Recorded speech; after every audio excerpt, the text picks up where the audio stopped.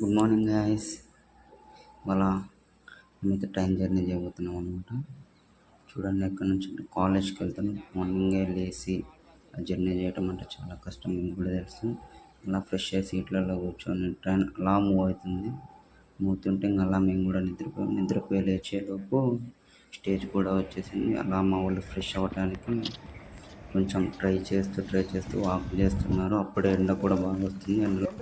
అలా కాలేజ్కి కూడా రెడీ అయిపోతున్నాం. అలా కాలేజ్కి వెళ్తుంటే చూసేలోపు ఆఫ్టర్నూన్ కూడా అయిపోయింది. ఆఫ్టర్నూన్ ఇంకేం చేయాలో అర్థం కాక కొద్దిసేపు ఫ్రెండ్స్తో అలా ఎంజాయ్ చేస్తున్నాం.